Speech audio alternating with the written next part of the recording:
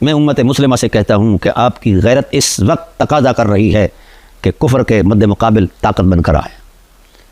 کفر اگر پاکستان جو عظیم الشان ملک ہے اور قیادت کر رہا ہے پوری امت مسلمہ کی، اس کی طاقت بنے، دیگر مسلم ممالک بھی اس کی طاقت بنے اور مقامی مسلمان جو ہیں یہ بھی اس کی طاقت بنے، تاکہ کفر کے دانت کھٹے ہوں اور کفر کے سامنے اسلام کا اصل چہرہ آئے.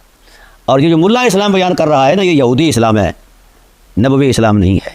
جیسے اسلام میں انصاف نہیں ہے وہ اسلام نہیں ہے. تاہم میں عرض کر رہا ہوں کہ قرآن کریم کا حکم ہے وَأَعِدُّوا لَهُم مَّا اسْتَطَعْتُم مِّن قُوَّةٍ وَمِن رِّبَاطِ الْخَيْلِ.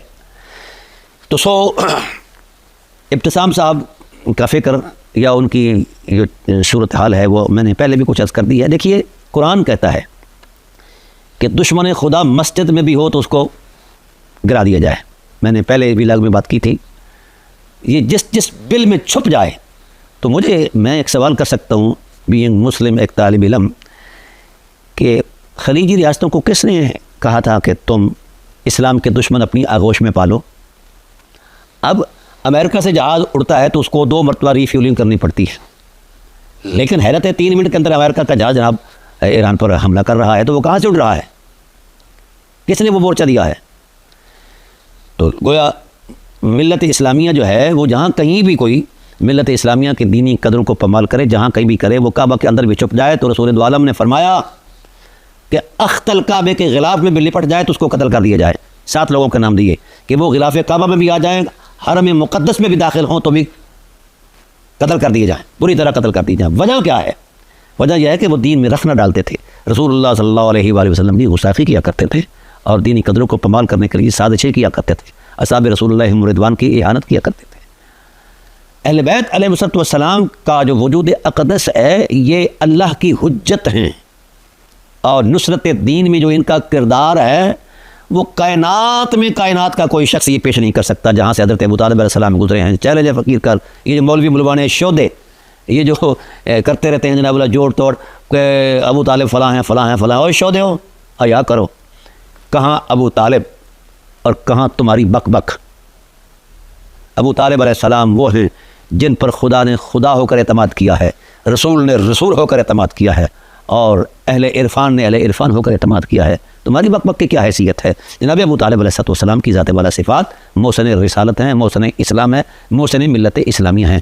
تو خاندانی لوگ اپنے محسنوں کو یاد رکھتے ہیں اور ان کے احسانوں کو یاد رکھتے ہیں. ہاں کمین جو ہیں وہ کھا کر وہیں خراب کر دیتے ہیں. تو بہرحال میں یہ گزارش کرنا چاہتا ہوں کہ اولاً تو میں دعوت دیتا ہوں کہ آپ پاکستانی ہونے کا، حلالی پاکستانی ہونے کا ثبوت دیں.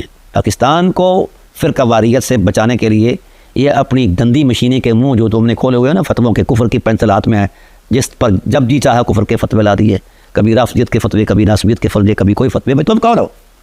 پہلے اپنے گریبان میں جھانکو، اپنی حیثیت دیکھو. سمجھ آ گئی؟ تو عامت المسلمین سے عرض کرتا ہوں کہ ان سے ایسے بچو جس طرح خنزیر سے بندہ نام لینے سے بھی بچ جاتا ہے، یہ اس سے بھی بدتر ہیں لوگ جو پاکستان کی اسٹیبلٹی اور ڈگنیٹی اور پاکستان کی سوورنٹی کے خلاف بات کرتا ہے یا عالم اسلام کی عظمت کے خلاف بات کرتا ہے. وہ اپنے فرقے میں گھسیڑنا چاہتا ہے امت کو. امت آفاقی حرمت ہے، یہ ملا کا تراشا ہوا تصور نہیں ہے. قرآن اللہ رب العالمین ہے، مصطفیٰ رحمۃ للعالمین ہیں، سید المرسلین ہیں، ارسلت الی الخلق کافہ. خدا کے رسول نے فرمایا میں وہاں تک خود رسول ہوں جہاں تک خدا کی خدائی ہے، ساری انسانیت کا رسول ہوں. تو تم نے ایک چھوٹے سے شہر میں لے جا کر رسالت کو بند کر دیا ہے. تم پر وہی نازل ہوئی ہے مولویوں، خدا کا خوف کرو.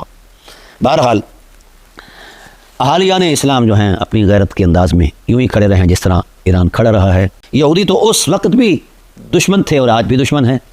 جب قرآن نے فیصلہ کر دیا ہے اگر آپ قرآن پر اعتماد رکھتے ہیں تو پھر یہودیوں کی بجائے مسلم امت سے وابستہ ہو، اور اگر آپ کے اندر وہ صلاحیت ہے قیادت کی تو آئیں. حرمین شریفین کے جو خادم الحرمین ہیں تو وہ امت کا معاملہ سوچیں، وہ اپنی پیٹ کا معاملہ نہ سوچیں یا اپنی عیاشی کا معاملہ نہ سوچیں، آگے بڑھیں. اس وقت امت پر ایک کڑا ترین سخت ترین یلغار ہے اور یہ طے کر چکا ہے کفر کہ اسلام کو ختم کرنا ہے. اب احالیان اسلام کی غیرت اور ایمان کا امتحان ہے کہ وہ کفر کے ساتھ ہیں یا اپنی عزت اور وقار اور آخرت کی عظمت کے ساتھ ہیں، دین اسلام کے ساتھ ہیں. چونکہ ملا کفر کا اعلی کار ہے اور غدار ہے، لہذا اس پر کبھی اعتماد نہیں کرنا. سانپ پر کر لینا ہے، ملا پر نہیں کرنا. سانپ پھر بھی کبھی ادھر منہ موڑ لیتا ہے. یہ تو سانپ سے بھی برے لوگ ہیں.